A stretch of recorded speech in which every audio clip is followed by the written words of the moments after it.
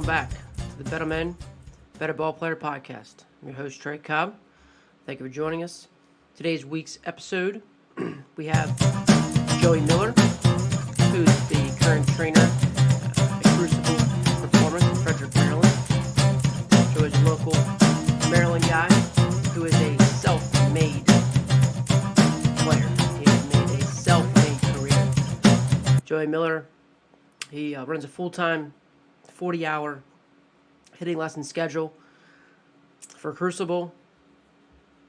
He played at Frederick Community College, as well as then went on to play at Concord University. A little bit of story about that. Joey actually even had a red shirt his freshman year at Frederick Community College. Worked himself to get a scholarship to play at Concord University. Ended up becoming the National Player of the Year runner-up at Concord, where he set individual records with 28 home runs and 140 RBIs. He played 4 years professionally. Some independent ball. Even after overcoming knee surgery, he became a two-time All-Star. Played for teams such as the Roswell Invaders, the Washington WildThings, the Trois, Rivi-air, Aigles, which is really French for Three Rivers, which is in Quebec. Three Rivers Aigles in Quebec. Played for a team called the Windy City Thunderbolts, as well as the Salina Stockade. All different parts of independent baseball. He is also a host of a podcast called Heavy Hitters. So if you haven't checked that out yet, check it out. It's called Heavy Hitter.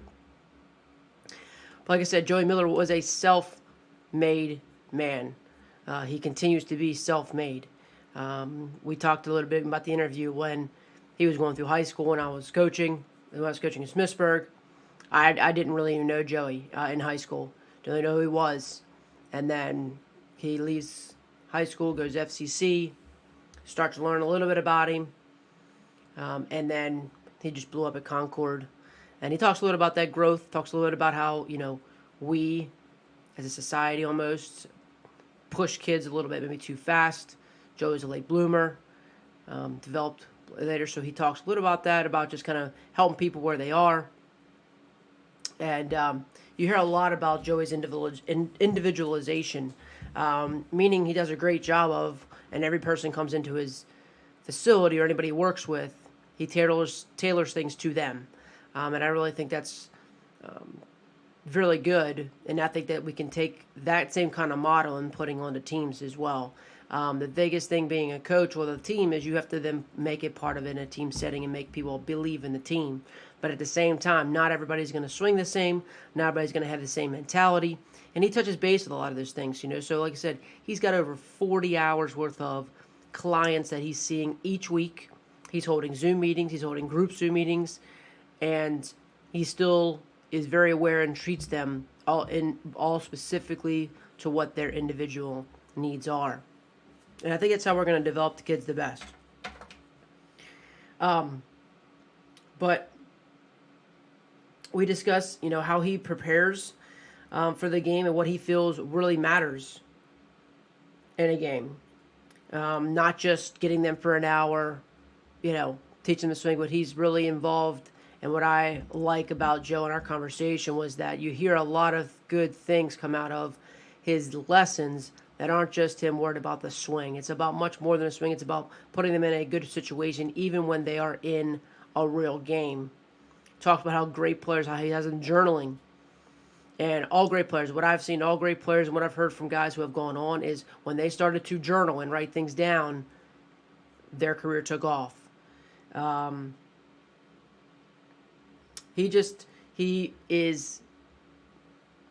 It's important for him, and you can tell through the interview that it's not just about baseball either.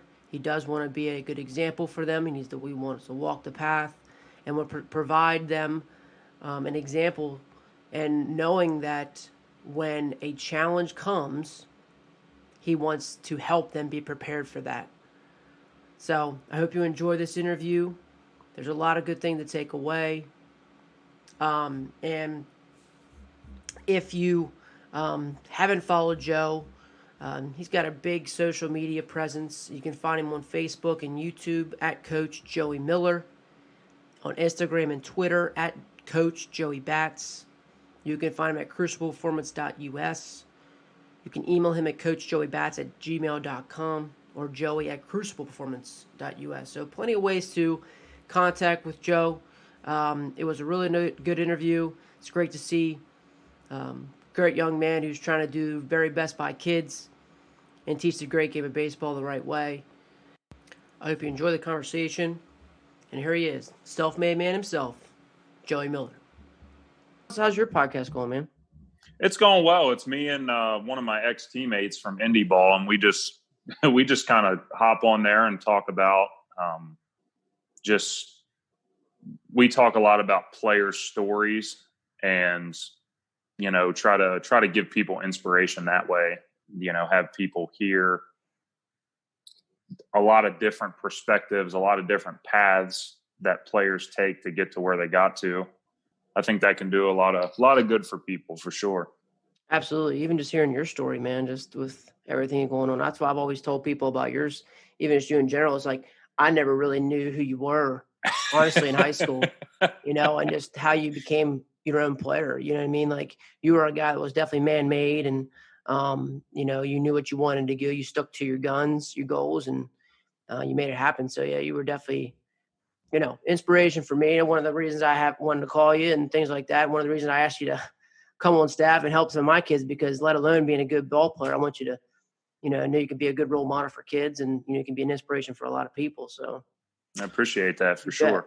You bet, man. So yeah, I'm sure that's going well. So, when you talk about that inspiration, like, so is that something that you also try to bring into your clients?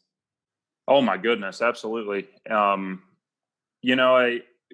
kind of to keep it short with my story, I was a guy, like you said, I didn't peak until I got older. And I feel with kids' mindsets and even parents' mindsets, sometimes they try to rush the process too quickly to try to get the players to peak at 11 or 12 years old. And, for me, I was more the tortoise rather than the hare. I didn't start on my high school team until I was a senior. So I kind of had to make my presence known my senior year of high school to even get a look for college. And even when I went to FCC, I wasn't ready that first year by any means. And that's why I ended up having to redshirt. And kind of leading into my second freshman season, I didn't start then either. So I didn't start until my sophomore season of college. And then I ended up missing half the year from a leg surgery. So I ended up playing well enough to get plugged in with Coach Wright at Concord. And, it's amazing what a player can do whenever they're surrounded by great leaders and great individuals. Because when I went to Concord, that was the turning point for me of where my career just absolutely exploded onto the scene. So I try to be that guy with these kids. I try not to step on any toes with their team coaches and stuff, but I want to be that guy that these kids can lean on to, help them stay the course, help them trust the process on getting where they want to go. Cool. Very cool. So let's talk about that process. So like, if you could define your process, I guess from an assessment standpoint. So like when you get a hitter, what is that? Well, how does that process start? So I have 5 tools that I count on, that I look at with a player, that I try to develop. There's the physical tools, there's the intellectual tools, there's the psychological tools, there's the emotional tools, and there's the spiritual tools. And I think developing players sometimes gets focused. Obviously, physical skills are important, but if a player is only developing physical tools, I feel like they're not gonna be able to have that long career that they're capable of, because they're gonna run into tough times, they're gonna run into challenges, and if they don't develop those other 4 tools, then when they reach those challenges, they're going to end up quitting because it gets too tough. So is that something that's I guess, is this part of your conversation or during a session, or is that something that you maybe have homework for them? How are you helping them develop those different tools? So when I get a player, one of the first things that I ask them is, what do you want to do with this game? And it's funny because if I get a 9 or 10-year-old, their answers are much different than a 16 or 17-year-old might be. A 16 or 17-year-old, I try to get them to understand, like, hey, if you're a sophomore in high school right now, then we need to have you mentally and physically prepared for the collegiate level, like next year. Like, I always try to get my players to be 2 years above their age. So it's kind of like a reading level. You guys as teachers, you want your kids to be kind of 2 years further along than what their current age is. So with the player, I try to really develop those, obviously the physical tools to compete at a high level, but this game demands so much as we get older that if we're not ready for it, then players become filtered out. So how do you know those 2 years? So like when you say you're trying to get in someone 2 years ahead, mm-hmm. what kind of tools are you talking about? Like how does a kid know, like, well, this is what it should be 2 years from now? So when I get, let's say I have a junior in high school, I look at, okay, what does a freshman in college demand? They have to be equipped physically and mentally for a 60-game season, not a 20-game season, but a 60-game season. They have to be prepared to play, 5 days a week. They need to be prepared to go to class in the morning, go to class in the afternoon, go right to the field to practice, to condition, so it becomes more of a, I want that player as a junior in high school to understand, like, it's so much more than just showing up to practice and then going home. You have to be journaling. You have to be, obviously we got to keep up with our schoolwork, but we need to be doing the right things off the field. If we want to compete at a high level, we need to be getting the extra work in. So what I actually do with my players is I create hitting logs for them, hitting logs and kind of personal logs. So I'll give a player like 6 questions at the beginning of a month to sit there and answer and dial into, to kind of dig deep into that spiritual life, the goal setting and all that stuff. But I also want them to log, okay, what am I doing to get better every day? So I'll block out, I'll give them a physical calendar, and I'll have them write in little notes each day. Like, I got 100 swings in on the tee. I got my 30 minutes of reading in. I got my, whatever it is. I took 100 ground balls. I threw a 20 pitch bullpen. So when I get players, to kind of go back to your original question, when I get players to show me those sheets in between every session and be like, hey, coach, this is what I did this week. And they're actually coming to me without me asking them to show me, like, hey, this is what I did.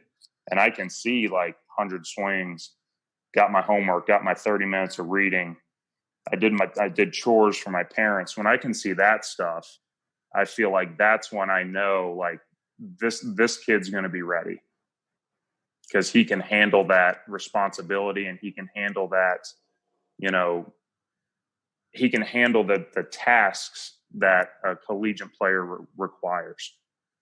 I'm sure, because it's definitely a time management, mature thing to do, to be able to compete at a high level, still be able to get on the field with having your grades. Absolutely. So it definitely takes a lot more skills than just being able to throw hard and hit it hard. And I said earlier that we're doing all of our hitting training right now through Zoom meetings. and I'll get, it's a large meeting. So I'll have 30 or 40.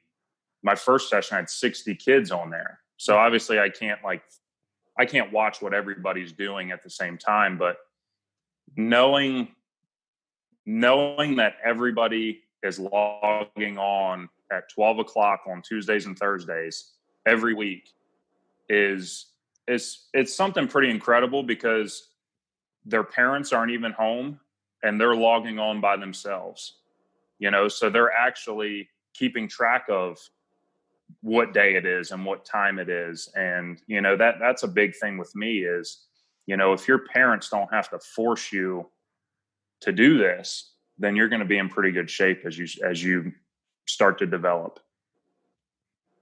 So with your Zoom call, so everybody just getting on, basically just going through their workout. Is that what they're doing right now? Yeah. So I do some one-on-one Zoom stuff. So that's more of, individualized, specific for those particular players.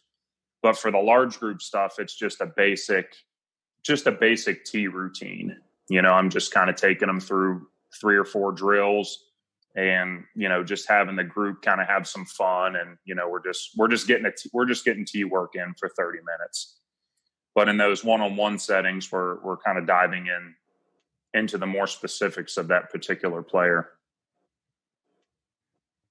What determines, so do you always have like group settings and say, hey, anybody can come in during this time, and then you have scheduled specific indie time?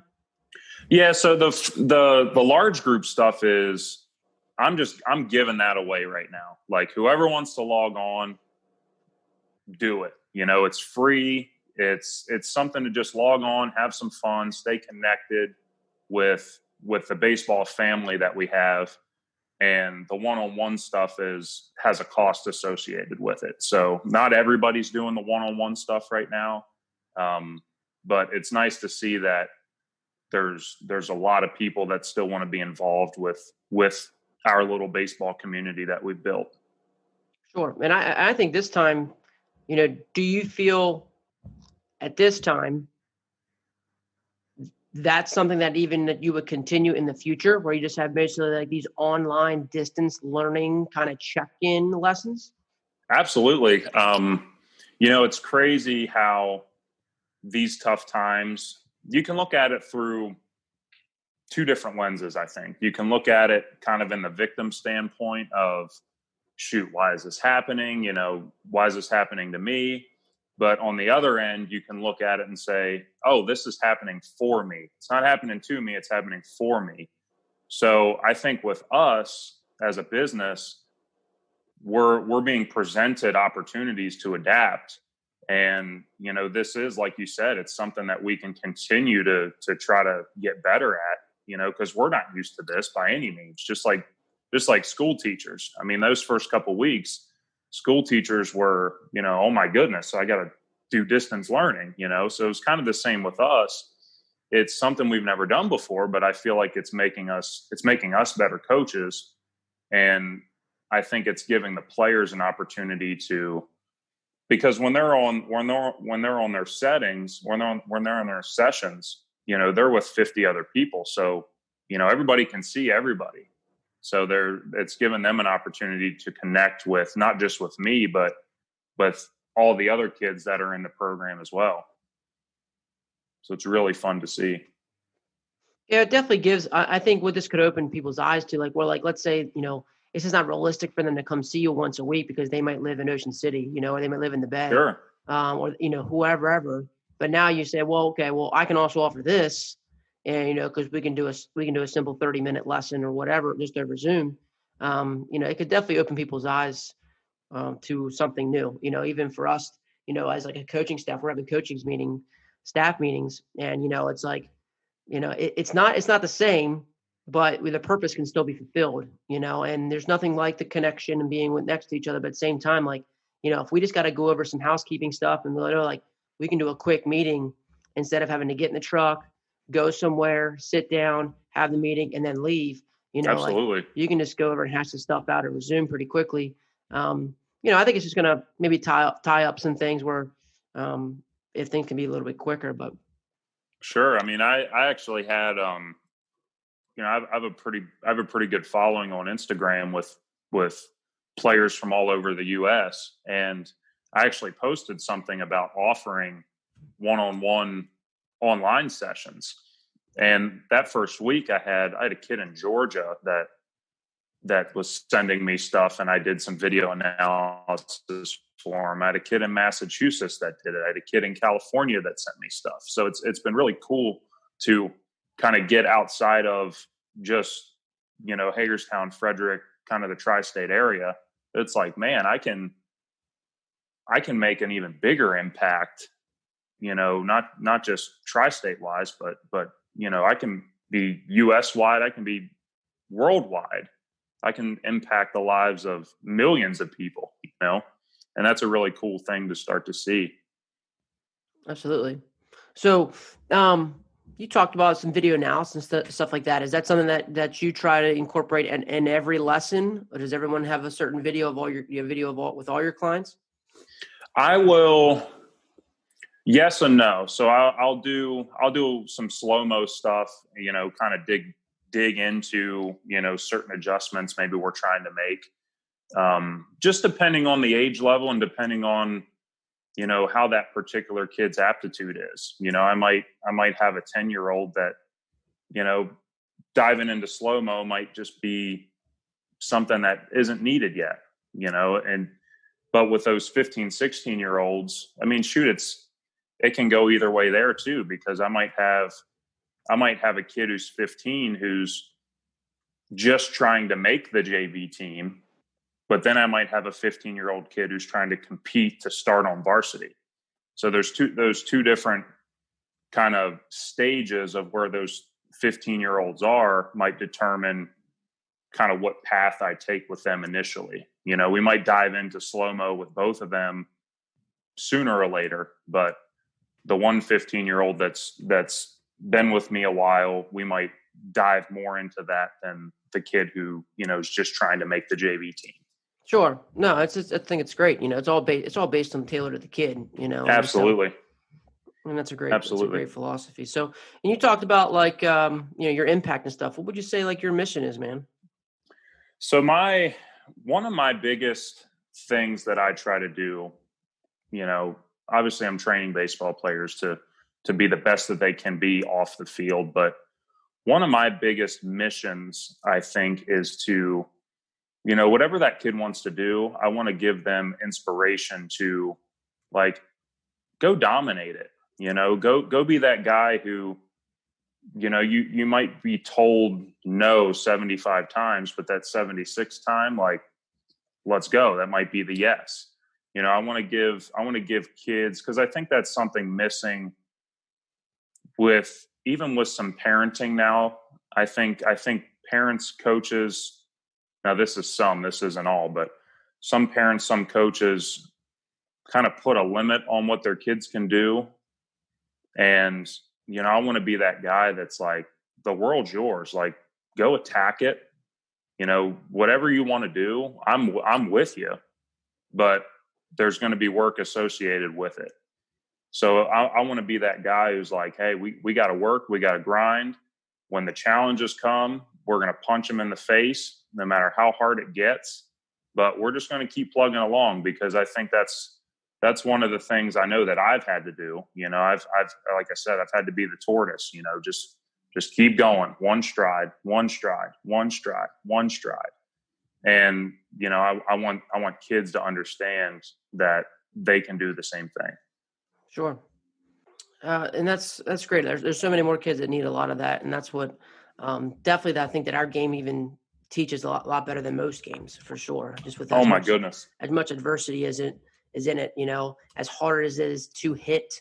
So how do you challenge your hitters then? How do you challenge them during a session, instead, or, just so they can, so like you said, that adversity is going to be there. So how do you challenge them with that? So a lot of the challenges I present with kids is through the adjustments we're trying to make. I teach everything through feel and exaggeration. I give players swing thoughts that they can have that's going to work specifically for them. So if I see a kid who kind of just goes into, I call it hit the ball mode. So they become very reactive in the box. I want players to be proactive in the box. I want them to go in there with a plan, with their plan of attack, and not get sidetracked based on what they're being dealt with. They might be 0 for 4 with 4 strikeouts, but that fifth at bat, they can go in there. If they keep their approach, they keep their plan, they can tie the game with a double in the last inning. It's a funny story. This kind of a side note. I played with a kid, and not a kid. He's a grown man like me, but I played with a guy in New Mexico, and we were in Arizona playing a series, and he was 0 for. I've never seen this before. He was 0 for 5 with 5 strikeouts through 10 innings, and he got in there. I couldn't even imagine. I've never struck out 5 times in a game, but he was 0 for 5 with 5 strikeouts. He got in the box in the 11th inning against the other team's closer, and he hit a double off the wall in his 6th at bat. And I'm like, that is a story that I'm going to share forever, because like, that's the kind of, like, you talk about a defining moment of his career, like that's amazing. But you talk about a defining moment that I can teach kids for the rest of my life, like 0 for 5, 5 Ks, you go in there, whatever, boom, double off the wall. You talk about something incredible. Like, I know it might just be a small thing, but just the mindset that's involved with that, just overcoming that adversity, that's some of the main stuff that I try to challenge my guys with. I want them, again, I want them to log what's going on in their games. That way, when they come back in the cage that next session, I want to challenge them mentally. Like, for example, if they had a doubleheader and they went 0 for 3 in game 1, and then game 2, they went 0 for 3 again, I'm going to challenge them and say, okay, how was your mindset in game 2? You were 0 for 3 in game 1. Did you continue to have that kind of Debbie Downer mentality as game 2 just kind of rolled by you? Or were you proactive, and did you literally take the game one pitch at a time like it's supposed to be taken? So that's the challenges that I present my players with. It's little nuances like that I think can get kept with them and stored with them in their mind as their careers develop. Sure. And so then during one of your sessions, then how are you teaching them that? Like, is there a process that you're going about, like, to teach them how to play one pitch at a time? Absolutely. So as we're going through a session and as we're making adjustments, I can kind of tell by their body language if they're focused on the right things or if they're just swinging to swing. And I think that's a big thing with not only 10-year-olds, but 15, 16, 17-year-olds. Like, you have to be thinking about what you're trying to do at the plate if you're going to do it. You can't just go in there and be reactive and let the game happen to you. So as we're going through BP and as we're going through adjustments, if a kid mishits a ball, to me, that's not the end of the world in the cage, because he might have actually done what he was supposed to do with the new adjustment we're trying to make. He just was a little off time. So that's one of the things about making adjustments that's frustrating is, as soon as you make a physical adjustment, your timing is going to change that next pitch. So if I see a player go in there and he's mishitting balls 10 in a row and he has a good spirit about it, and he's like, yes, like, that's the adjustment I'm trying to feel. That's one of the big times things with me, because he's less focused on how he physically hit the ball that particular pitch, and he's more focused on the long-term development plan of making that physical change. So what would you say is which is all part of the mental game, which is basically, your Absolutely. mindset and things like that. So, what do you think the mentality is, or is there certain mentality you're trying to bring into each client? Is that all individual based, or is there just, what do you feel is the mentality of a great hitter that you're trying to mold?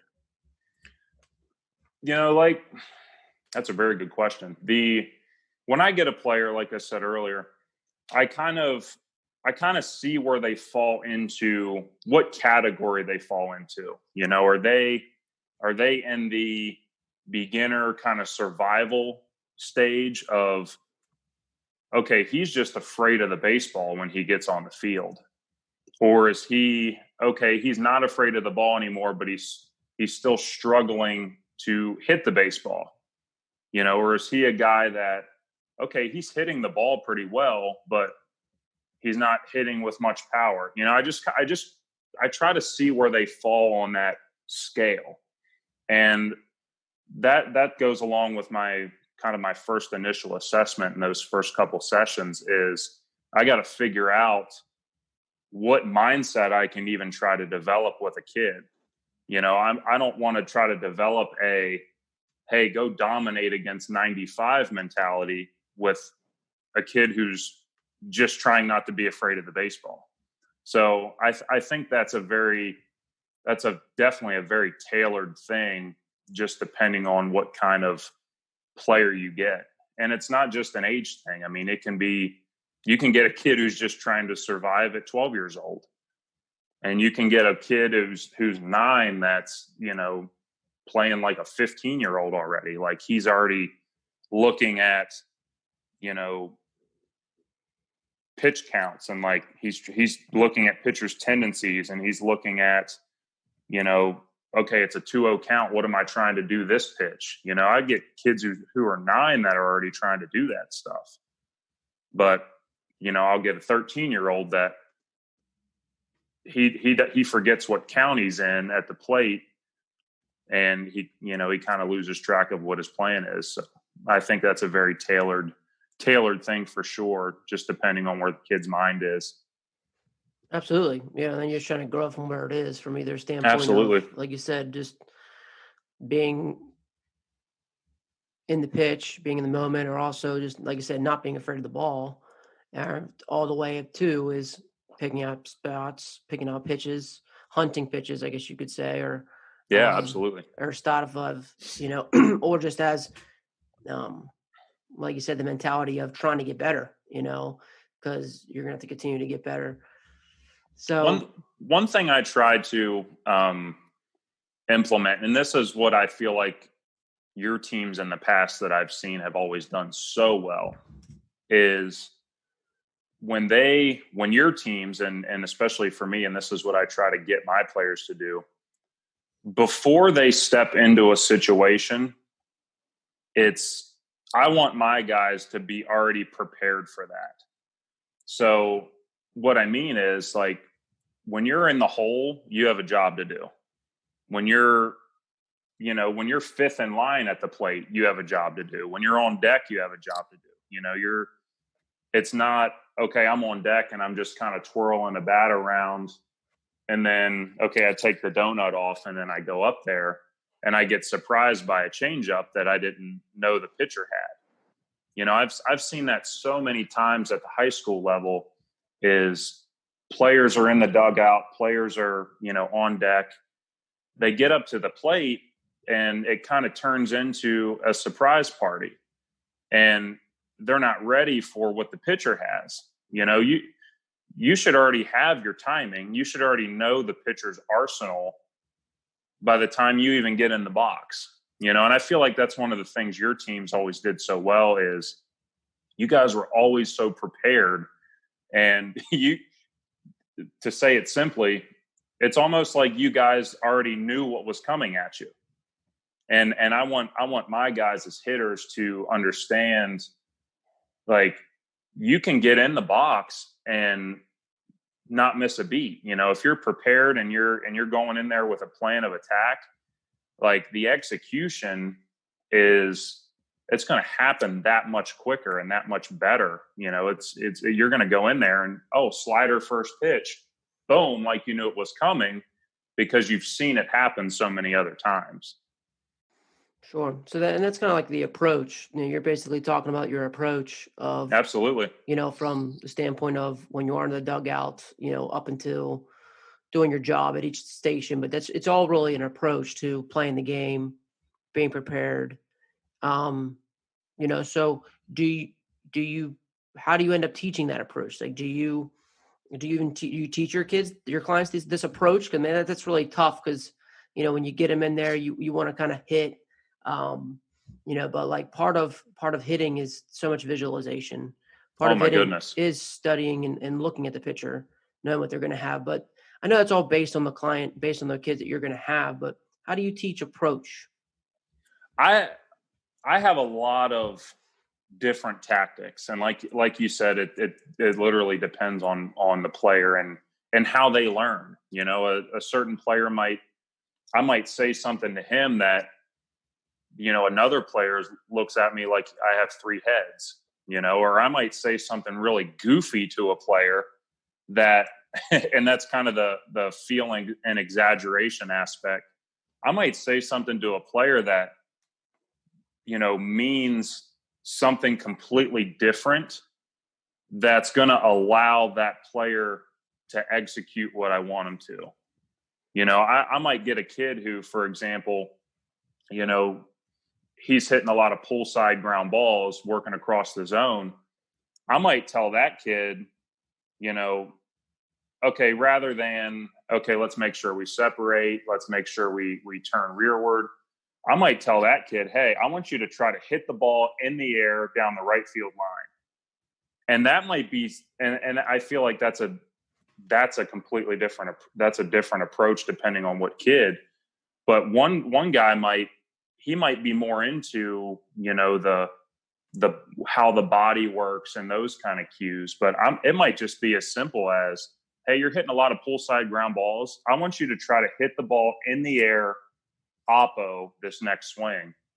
And something that easy might be what that kid needs to make the right moves. And that's something that I pride myself on. I feel like I do a really good job of understanding how each kid thinks so differently when they get into the box, because it's not a one size fit all approach. There might be things that I want each guy to execute the same way, but how they get there is going to be so different. So what I like to try to do, but aside from that first point, is I want the kids to understand, okay, on deck, this is how we prepare on deck. In the hole, this is how we prepare in the hole. One thing I'm going to actually start to try to do is implement more small group hitting. So when I have a guy in the cage with me, I'm going to have a guy on deck going through their routine to kind of train those on deck tools. And then I'm going to have a guy actually sitting like he's in the dugout with a journal, and he's going to journal pretending like he's in the hole during a game. And then he's going to go to that on deck role. So I'm going to try to, something I'm playing around with as a coach to try to get myself better, but to try to give these guys more tools in their tool belt that might be a little unorthodox, but I think are a lot of overlooked things that these kids aren't prepared for. Sure. No, I mean, that's like towards the end when I want to do some lessons, that's where I felt more, I felt it was more hitting. I felt it was more realistic, and to do like a small group, because you can incorporate a lot of those things, that this is real hitting. Like, this is what we're like, we're all like, I think we don't do a good job in our game of really preparing for the game. I don't Absolutely think, like, it's basically, you see it all the time. Guys go take in and out, they go take BP and they go home. Mm-hmm. And they think it's wild if you do anything different. They think throwing 40 miles an hour from 30 feet and letting guys just mash balls is good BP. And it's crazy to me because I have these conversations with kids all the time, and then I get looked at like I'm a crazy coach because I'm like, this is not good. This is not good practice. I mean, if you were playing basketball, you just wouldn't go to the free throw line and just sit around, just shoot jumpers with nobody on you, and walk through your defense and then go home. Like, you're not going to do that. I mean, yeah, bad coaches do, kids that aren't going to be prepared. And yeah, you might win a couple games, but I just feel like we as a baseball, like, we don't do a good enough job preparing for the game. So yes, that's why I said I liked that small group setting, because it was more game-like, and I want to push my kids during practice a lot more where they're going to fail. Like, I remember multiple times where, like, we're gonna put the pitching machine on, and if you're gonna be fired up to foul a ball off, you know what I mean? And if you're gonna just fight to just make contact, and then you're gonna see what your two-strike approach looks like pretty quickly. It's going to come right at you, and you got to figure. And so, but the best ones would just get fired up for the challenge, Yeah, for sure. And you can't just do that right away. You're not going to do that with the kid that's not scared of the ball. You're not going to do that kid that's like 0 for 10, and it's just the balance of it, but like I find a lot of value in that small group. I think there definitely is. And I think that's real baseball. Absolutely. And I think, and the big reason I want you have you on is because I feel like you're still much more of just, I'm just going to come in here, you can hit for a little bit, and then that's it. Like, I feel like there's a lot more to you, to what you're doing for kids.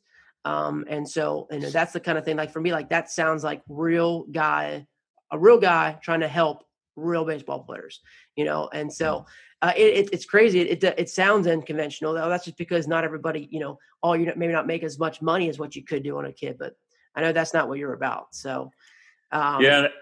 And kind of piggyback off of you there. I mean, you hit the nail right on the head. I feel like the small group, it's the biggest thing in a one-on-one session. It's, again, one-on-one sessions are great, I think, for if we need to dive into an adjustment, a big adjustment. Okay, one-on-one session is great. But if you're further along in the process, I don't want to just train you to be good in the cage. We have to have those game-like environments. And I think a thing that in a one-on-one session you don't get is you don't get stress tested. In a small group, believe it or not, it's crazy.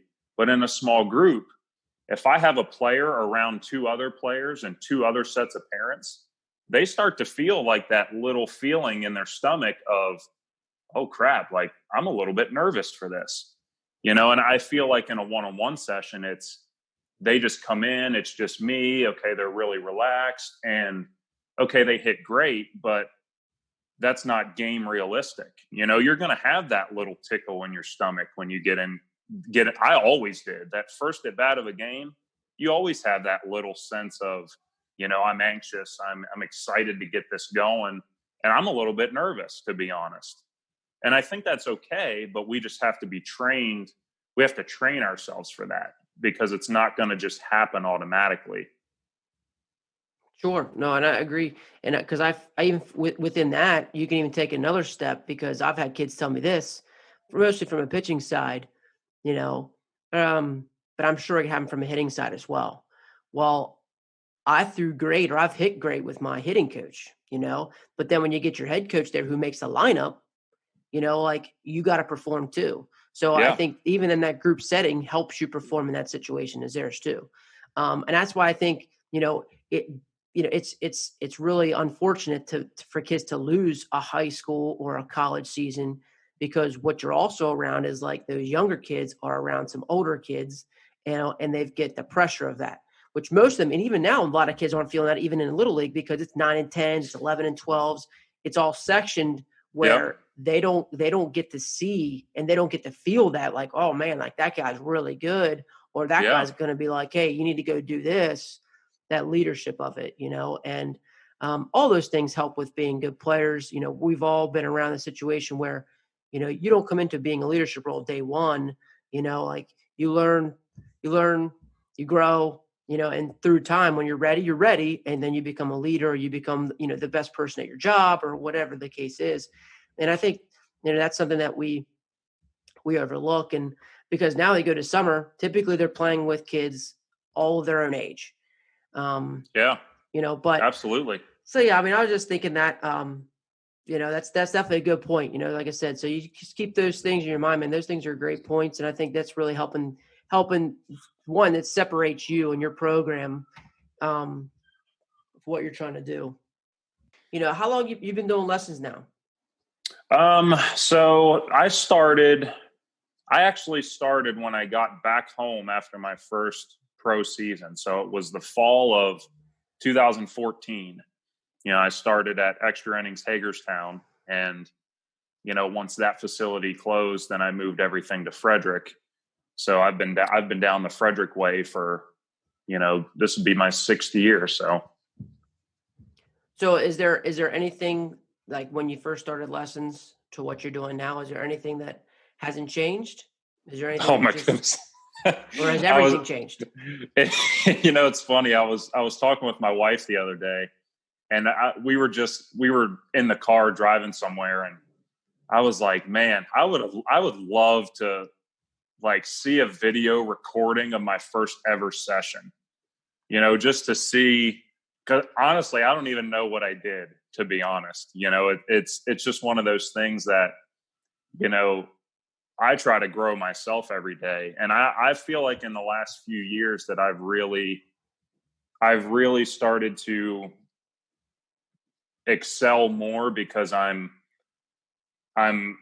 very open to what other people are doing. Like I take nuggets from this person, this person, this person, and this person, and really try to mold it into my own, and deliver the information how I'm comfortable with, and I feel like a lot of coaches can be where they can get in trouble as they become very closed-minded.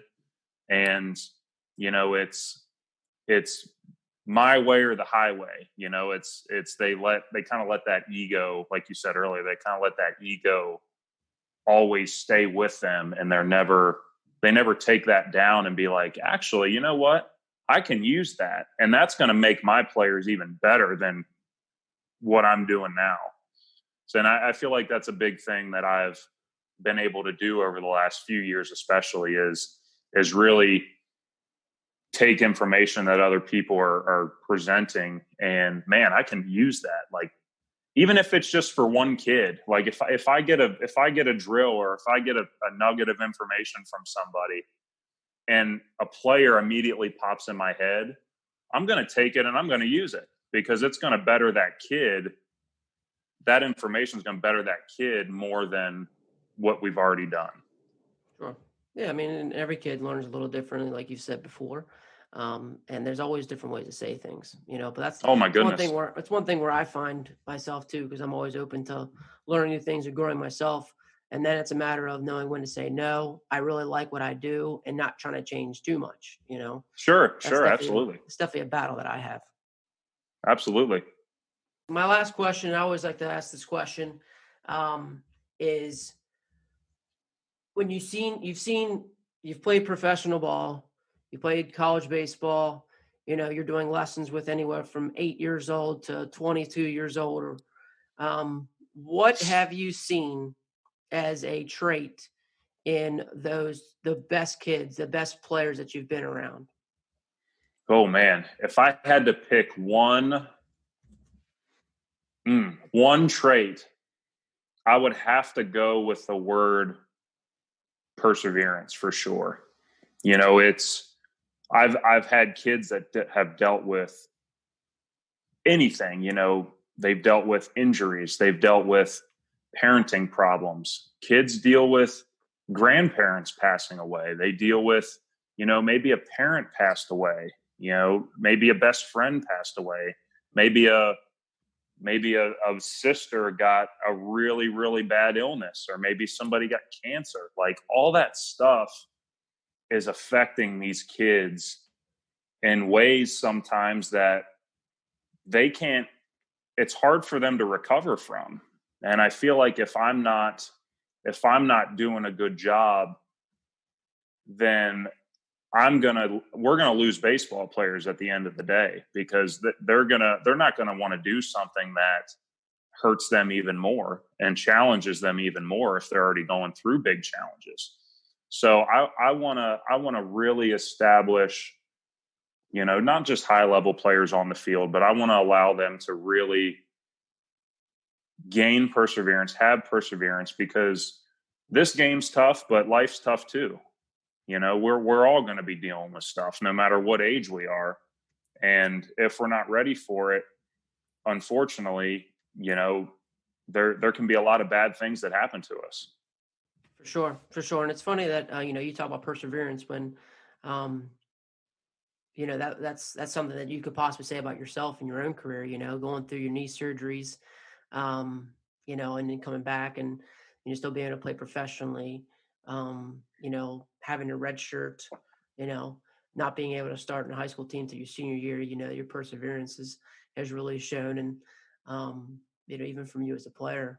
But yeah, I mean, but even a good hitter has to persevere through, like you just said, the 5 strikeout game, like that's perseverance. Absolutely. That's why I love that story so much. Oh, for sure.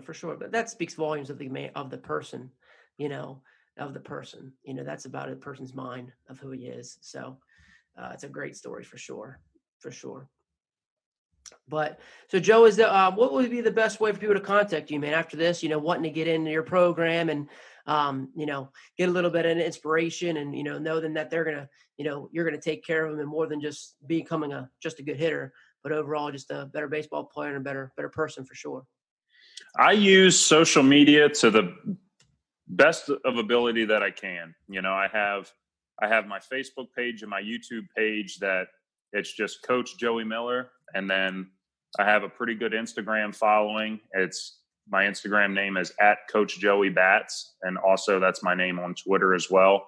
I always like to just throw out free content, free drills, free mindset stuff, like keep players energized, keep them involved with doing stuff at home, not just during the sessions. I want to stay connected with everybody, even if they're only coming in once a week. I want them to always have, I want to always be a part of their life every day of the week, and not just the one day that they're coming to me. It's awesome. So is that how they would contact you, set up maybe a lesson or to get in touch with you like that? Or should they also do the Crucible website? Should anything with Crucible? They can go to crucibleperformance.us, or they can email me. I got 2 different email addresses. I got coachjoeybats@gmail.com, and I have joey@crucibleperformance.us. Wow, great stuff by Joey. And I just really want to thank him for taking some time out of his day to talk some baseball on the podcast, talk to him about how he living his mission to not only inspire kids, help them through challenges, help them become better ball players, and just looking for himself to grow. So as you can see, looking through that, I highly recommend Joey for anybody, in the Frederick, Maryland, surrounding areas, looking to get a little bit better. He's going to help you out individually. He's not just going to give you any kind of cookie cutter approach. He's going to look at you as a whole. And he's worked with kids who are just getting ready to start baseball, as well as kids who are in college and looking to get drafted, as well as playing at the highest level. So, I highly recommend Joe, and I just want you to please reach out to him if you can through his social media as well as his email. Please feel free to reach out to him. I'm sure he'd love to talk baseball or to help out any way he can. So, also just sharing this episode just to get more of his message out there. You can share it on Podbean, iTunes, see on YouTube. It's also on Spotify now.